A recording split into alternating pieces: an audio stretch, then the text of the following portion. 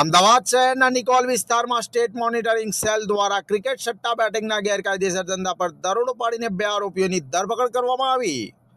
મળતી માહિતી મુજબ તારીખ 5 અને 6 માર્ચ 2026 દરમિયાન નિકોલ વિસ્તારમાં આવેલા સૃષ્ટિ લેવિસ એપાર્ટમેન્ટ શ્યામવિલા 2 સામે નિકોલ રોડ ખાતે મકાનની અંદરમાં રહેલા ક્રિકેટ સટ્ટા બેટિંગ ચલાવવામાં આવતું હોવાની બાતમીના આધારે સ્ટેટ મોનિટરિંગ સેલના અધિકારીઓએ દરોડો પાડ્યો હતો।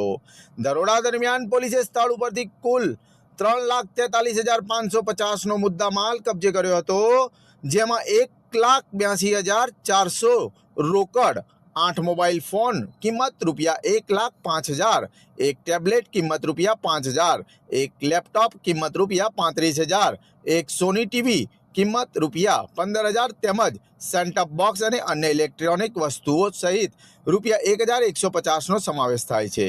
તપાસ દરમિયાન આરોપીઓ દ્વારા ઓનલાઈન સટ્ટા માટે અલગ અલગ માસ્ટર આઈડી ચલાવવામાં આવતી હોવાની પણ સામે આવ્યું છે।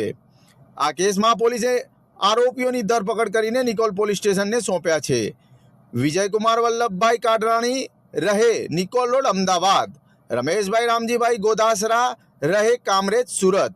આ ઉપરાંત આ ગેરકાયદેસર સટ્ટા રેકેટ સાથે સંકળાયેલા 46 આરોપીઓને વોન્ટેડ જાહેર કરી તેમની શોધખોળ શરૂ કરવામાં આવી છે।